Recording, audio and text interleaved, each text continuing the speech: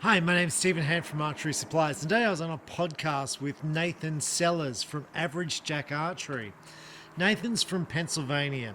Now, my interpretation of Pennsylvania was it's a place of lots of bow hunting, lots of archery, and lots of archery shops. So I just want to take a bit of the conversation we had today, put it into my words because I wasn't very good with technology. I believe my understanding is Nathan's going to do a podcast of it and put it up on the internet. So I just want to take my perspective from it and some thoughts from that podcast. First off, Pennsylvania. So Donald Trump election. I go to bed, right? Donald Trump's ahead, Pennsylvania. Who is voting for Biden? Who? Like, it makes no sense to me. You're in Pennsylvania. Who? It makes no sense. I don't understand it. I don't understand how I go to bed and 99.9% of the votes, which are coming by postal, are voting for Biden. That makes no sense to me. Statistically, mathematically, I don't understand. I don't understand Pennsylvania. Okay, so that's where I'm going to start.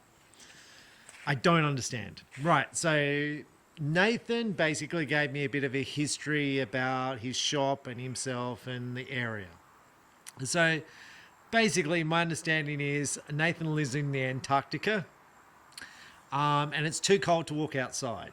And that sounded fantastic because he said, I can't wait to get outside again because it's freezing. And that sounded delightful. So I thought I'd put a picture of my pool and remind Nathan that it's summer in Australia. And it's lovely weather. So basically, Nathan was saying you complain that it's cold in winter in Australia, and here it's actually really cold.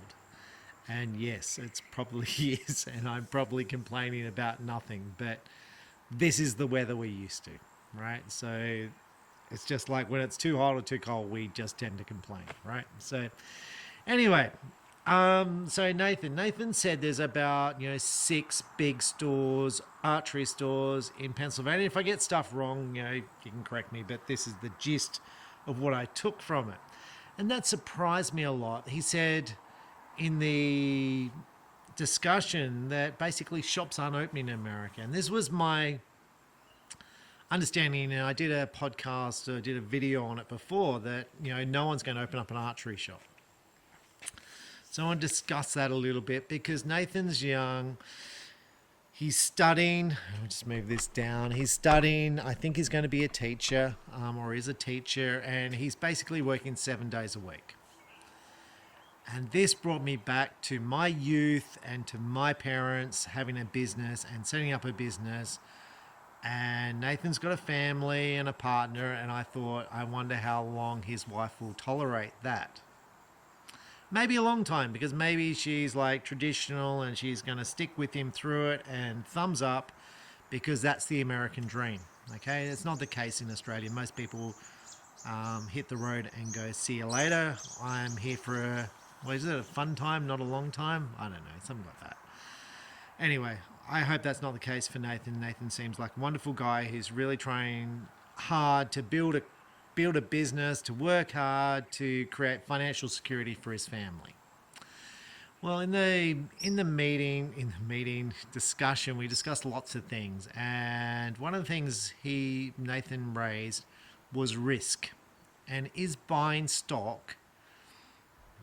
bows, how do I view it as far as a risk, a gamble? And I was like, it absolutely is. Every time I buy a bow, every time I buy product, I'm taking a gamble. I take a gamble that I'm going to sell it, that it's going to be successful, that I'm going to make profit on it. And lots of times I don't make profit, and lots of the times I fail with the product. Sometimes I have success. So for me, it's like I'm having success, sometimes I'm failing. Hopefully you have more success than you fail with. But it's a real worry, and it's always been a worry. In my family, my dad going back, having a business, it's always been a problem that you've got to invest, let's say $10,000 or $100,000 of products. It comes in and then you hope you'll sell it. It's a huge risk. And I said to Nathan, I'm going to say it's a bit like buying Bitcoin, which this is no ad for Bitcoin. But for me, it's a risk because I have got a choice. I've got a choice of buying $100,000 from Elite Archery of bows that will hopefully sell, or I could buy $100,000 of Bitcoin, or I could buy a house. And what you're saying when you back yourself in an archery business is, I'm going to buy those bows and hopefully turn them over and make more profit than I would with a house or with buying Bitcoin. Okay? I'm taking Bitcoin or shares or whatever, right? So, and you should be aware of this when you invest as a business person. So you've got to back yourself and not be blasé with spending money in the business, right? So you've got to be cautious and think about it and have a clear direction about where you want to go.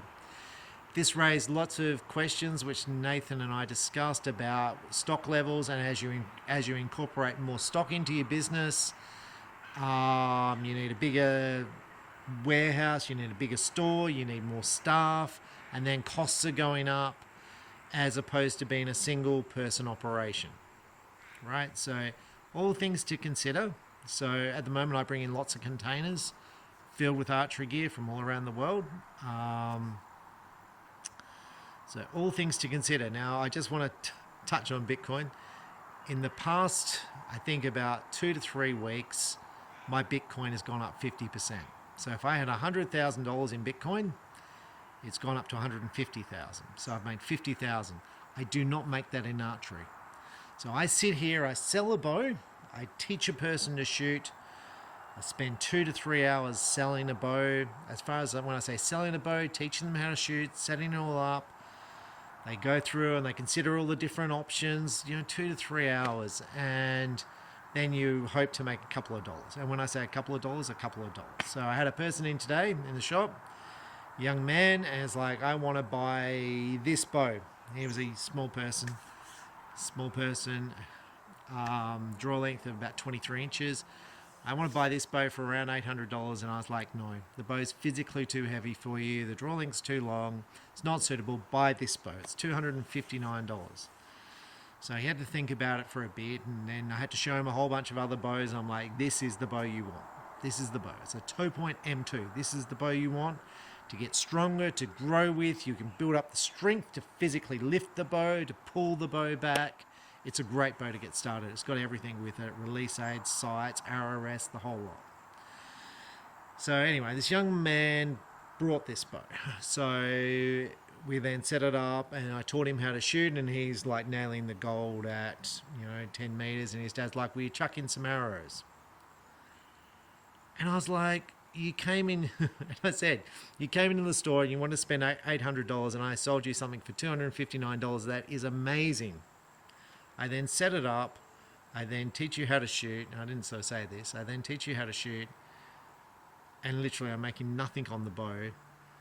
And you want me to throw in stuff. I don't know why people ask this stuff. It's like, it's already the cheapest in Australia. I'm making nothing, and I'd rather just buy, instead of buying that bow, let's say I paid $200 for it. If I brought that bow instead, if I brought some Bitcoin, instead of buying that bow, it would now be worth $300, and I would have made $100 without having to go through that whole process.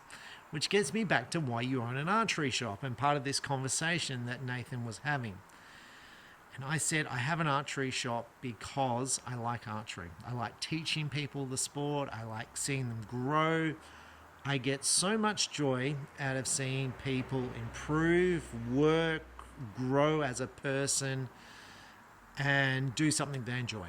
Okay? I don't enjoy when I say the 1% of people who complain and whinge and break their gear and then blame me for it. I don't enjoy that. But I do enjoy the other bits, and I go, look, this is what I enjoy. I have 50,000 customers, most of which have been with me for years and years and years. So I just ignore the bad ones. And I don't have many, I've got a handful. But anyway, that's why I do it. It's not a financial thing. So when Nathan is setting up his shop and he's got a YouTube channel, I always think, is it a good idea? And what's his business plan for moving, expanding? Does he add stuff? Does he import from China? Does he import from Germany? Does he grow? What does he do? Does he set up an archery club and teach people to shoot and build it as a club, and then build more and more archers and build the community.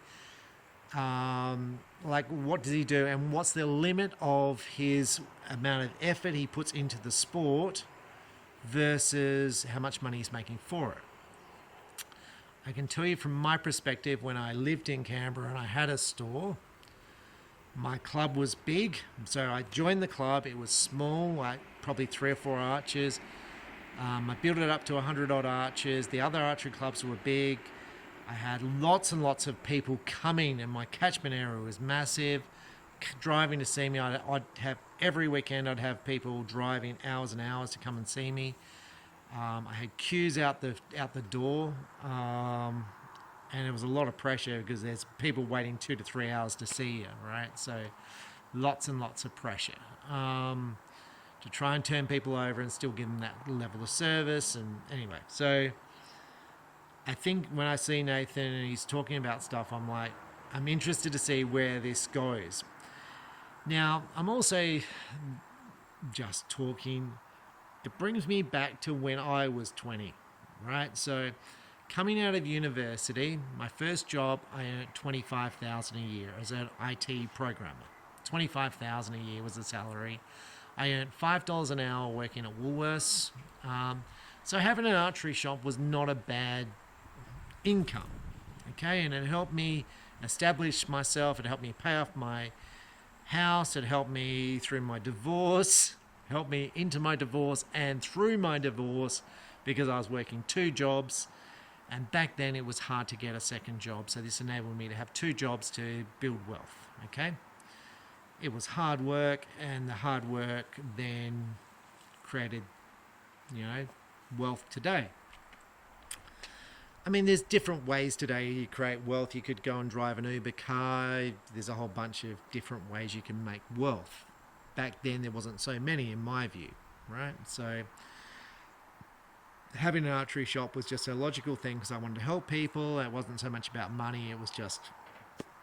so I look at Nathan and I'm like, I kind of wonder where he's going to go, which is why I found the conversation very, very interesting.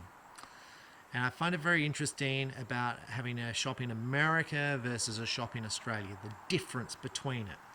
So Nathan said to me that if whatever archery product he wants, whether it be Eastern Arrows, Gold Tip, Victory, Black Eagle, he just rings up the company and goes, "Hi, can I get some Eastern Arrows?" And they send them over to him. I'm like, what is this?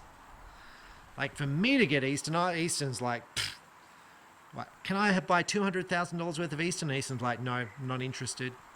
Like, what? It's so hard to get dealerships in Australia. It's so hard to expand. It's so hard to import. You've got to import in size. The shipping costs is prohibitive.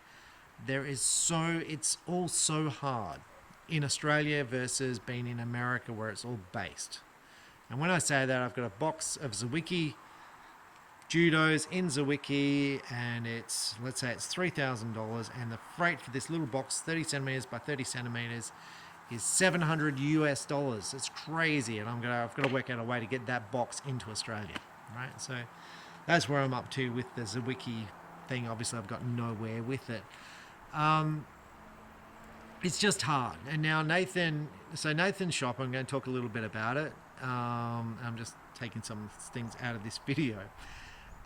He stocks Matthews, Bowtech, Elite, PSE, and Bear. Athens. So he doesn't stock Hoyt. So kind of like me. So I'm kind of interested in what he sells and what's big and what's growing. And so for Nathan said his shop, 10% of the sales of bows is related to PSE. Now I found that interesting because for me, my shop used to be 90% PSE. And he said, someone said, what happened to that guy in Australia selling PSE? Well, we still sell PSE. It's just for me, there was this pricing war, and I didn't know what was going on because I didn't understand why there was this pricing war in Australia with PSE, and suddenly my shops that I sell to can't make a profit selling PSE because someone's selling it at below cost. So I didn't know if that person was just stupid or trying to run me out of business. And that made no sense to me because you can't run me out of business because I'm not making any money from it. I make my money elsewhere. So I was like, well, that's really dumb. So he needs to be told that. But I think he knew that. So therefore I'm like, well, maybe he's just not very good with maths. As it turns out, I think he's just not very good with maths, right? So I think he was losing money. That's my interpretation. And I don't think it was to put me out. I think he just wasn't very good with maths. And I've seen that many times before in my business thing, that people just can't do basic maths of importing stuff and the costs associated with it. But I don't know, right? I don't know, because PSEs are still, when I say PSE, the markups with PSTs are still a bit weird and things don't make sense to me. With other products, they do make sense, and shops can make a profit. So PSE I do still sell, but it's not what it was, which used to be 90% of my business. So it's 10% of Nathan's business. And I'm like, well, it might be more than that in my business, right? So it's still a brand. But from my perspective, I would be asking, if I was PSE, why am I not more? And how do I be more? So that would be my perspective as far as PSE. So if I was the owner of PSE, I'm going to say maybe it's owner, maybe the owner doesn't care, or maybe the CEO should care. But I'd be saying, if I'm the CEO, how do I make it 90% of someone's business? How do I make PSE the first choice of a bow? When a person walks in, why am I not the first choice? And this was always a conversation I always had with PSE from the year dot when I started with PSE, let's say 30 odd years ago. Which bow is not the first choice in the price point? Why is it not the first choice in every price point? And which bow is better in that given price point? These were real conversations we had when I say at PSE, with PSE, and when I was in PSE and stuff like that. They were real conversations. So anyway, I found that interesting. Nathan discussed Athens Archery, and Athens is really interesting for me because I feel like it's a baby of Elite and Bowtech having a baby and making an Athens, because it looks really, really good. It's got good features from both bows put into the one bow.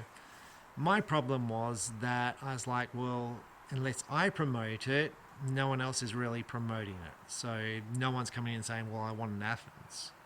So, which is really, really hard, because I'm sure it's a really good bow, and I'm sure all the bits about it are really, really good.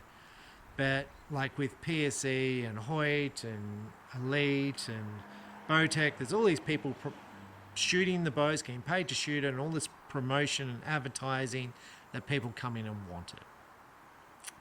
And when you bring in a new brand, it means you're taking away sales from existing products. Okay, so it's something to bear in mind.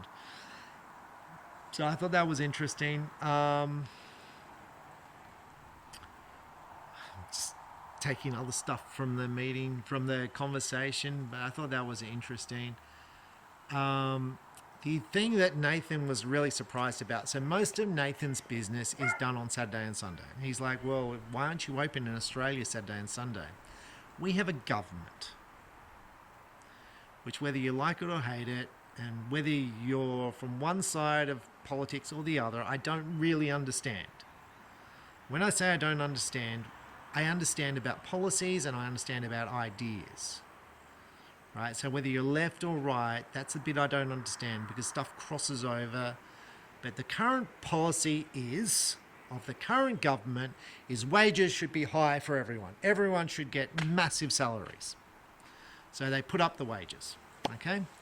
So as a result, unemployment went up through the roof, pensions went up through the roof, debt went through the roof, and everyone's salaries went up. So that's called inflation.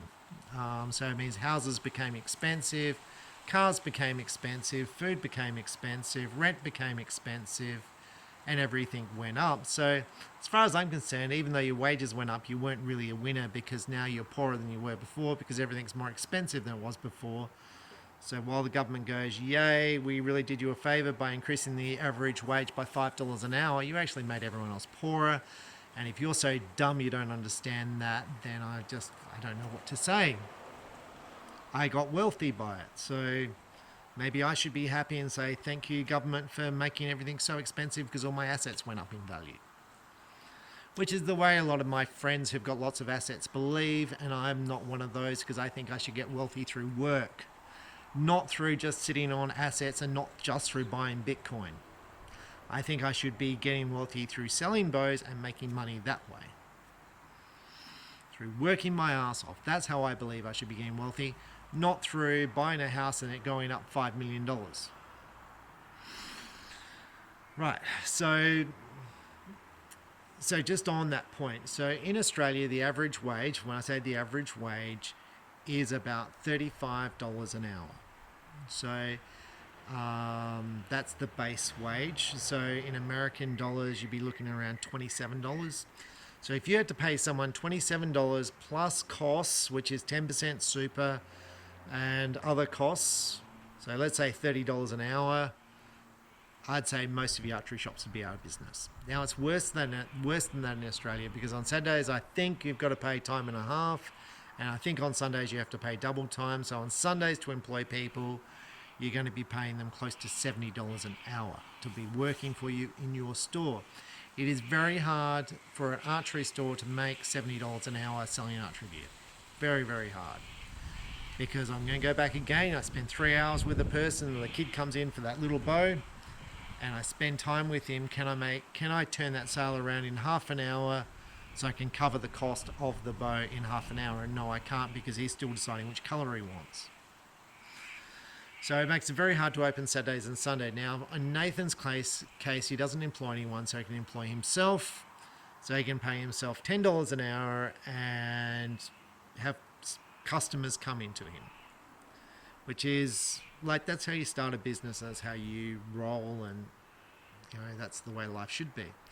But it gets away from the fact of encouraging people to work, having these high wages, that everyone gets a high wage, because then I can't keep my shop open on weekends because I can't afford to have my shop open on weekends. People don't want to work unless they're earning $70 an hour, and that's basically the way it is. And then businesses are like, well, I'm not making money here, I might as well just buy Bitcoin or go and work for the government. Now, the other thing which I thought about in Nathan's interview was, I wonder how much teachers earn in the USA. So in Australia, the average teacher, just ballpark numbers, and people go and say I'm wrong, earns about $100,000 a year. So that's the average salary for a teacher. Some earn more and some earn less, but let's just go 100 grand because it's a nice round number, and it's basically that number. It's very, very hard to make 100 grand a year selling archery gear. You've got to buy your stock. So you've got to buy, let's say you buy $400,000 worth of archery gear, and you turn it over 4 times a year. That's 1.6 million. You suddenly need 3 staff to do that. So let's say you buy $100,000 worth of stock. You turn it over 3 times a year. That's 300,000. You can do that by yourself. That means you need a margin of 30% with no cost to do that, and there's no margin of 30% in archery gear. So you can't make a teacher's wage selling archery gear by yourself. You can't. It's just can't be done. You could do internet, you could do bulk. There's stuff you could do which we discuss in the video, but it's all about how much you make per hour running your business. So, and I wonder if the cost and inflation is what's driving archery shops out of business. I wonder the things driving it. So Nathan has discussed that if he's the Matthews distributor, then Matthews could set up another shop literally 20 minutes down the road. So someone sets up and goes, I want to have an archery business, and they'll suddenly get Hoyt, Matthews, Elite, and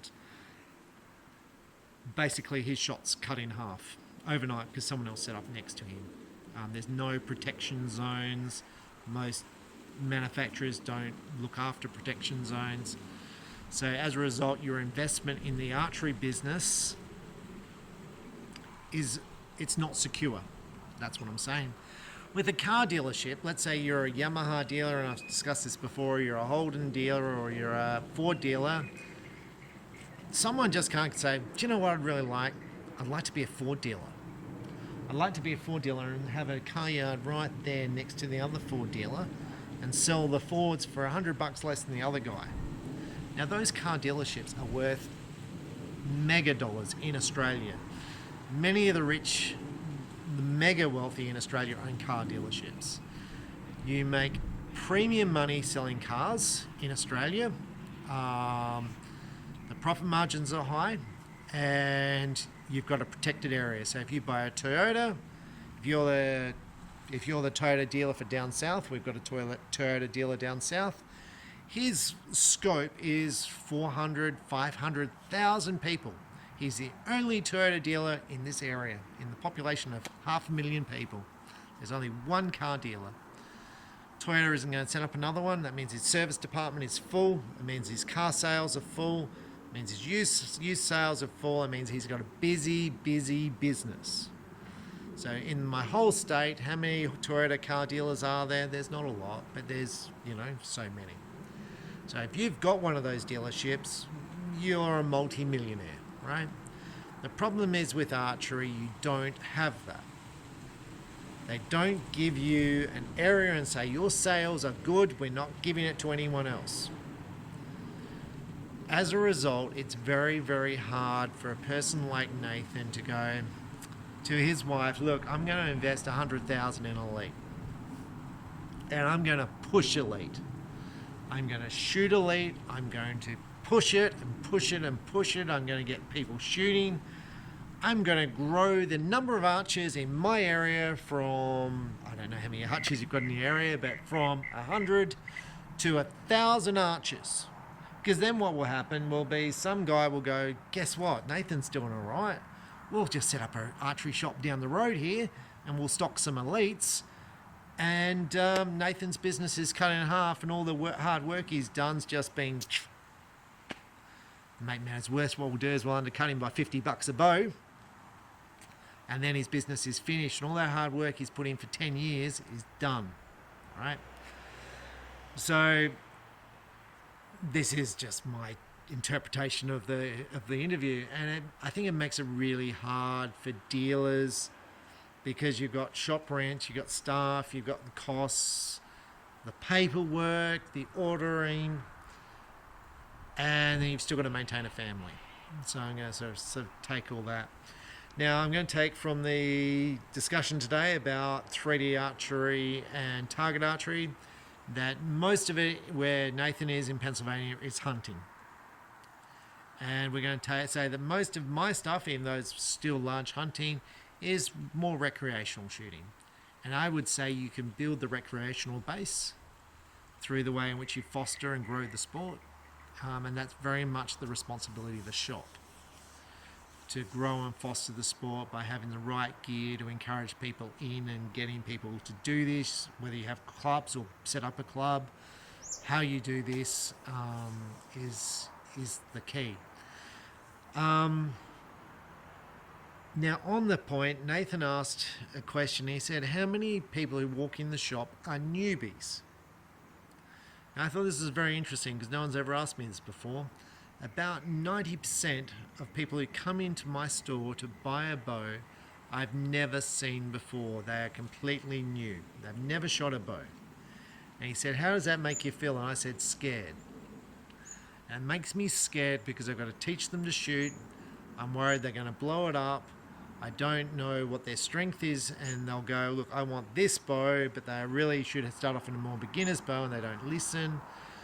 So I'm always hesitant how it's going to go, and generally it goes okay, but I don't think the customer appreciates how it could go, because when I started, I couldn't hit the side of a barn when I brought a bow. I walked into an archery shop, brought a bow, came back, and I had no accuracy at all, and literally had an archery club, no accuracy at all, and I just practiced and worked on everything myself, and then sort of got there, right? So with hard work, right? So I thought I thought that was interesting. So, in Nathan's perspective, I think it was 50-50, new customers versus existing customers. So, lots of the existing hunters in America are just upgrading their bows to new bows. Well, that does happen here, but not so much. Most people, once they've got their bow, they're happy with it, and that's it. So some people will upgrade from beginner's bow to a higher level bow, or upgrade their release aid from a cheap release aid to an expensive release aid. But lots of people are recreational archers, and they're just happy to have a bit of fun. All right. So I'm going to sort of finish up this. Nathan asked a question: if he could choose, if I could recommend one company to import from. I thought this is very interesting. So, like, if I was in America, what company would I import from? And I think I said Panderos. I did say it. I said Panderos, the arrows, because I've had success with Panderos, and I tried to secure an area for Panderos, or if I was dealing with Chinese, doesn't matter, or anyone, I'd be trying to secure an area. So that way I could sell to shops and sell large quantities of products to a large number of shops. Okay? And you'd say, well, Lancaster already does that. And I'm like, well, yeah, but who else is there? And I would say, yeah, but nah. Yeah, nah. Lancaster don't have Panderos. They don't have a lot of the products that are available around the rest of the world at the moment. So that would be my niche, and I'd be like, I'm going to sell this stuff in America. I'm going to sell it in China, and in Canada. I'd pick a product and I would sell it out, because if I could sell 100 of them and make $1 an item, that'd be $100, and I could move 100 items in an hour, and that'd be $100 an hour I'm making. That would be my thinking. And I'd try and work out what products really could move well. So I'm going to leave you with that. I think a lot of the American shops think, well, Chinese wouldn't sell in America. And he's like, well, how long would it take for the Chinese products to have a presence in America? And I think the answer is not long. I think that people will come in and it's a price point, and they come in, they're on a tight budget, and it's like, this gets you started. This gets you started in archery. It's affordable. It gets you shooting. And from there, I can then sell you the American products and the American stuff. Once you're into archery, once you're into it, and once you're ready to shoot that deer, we can sell you some expensive stuff.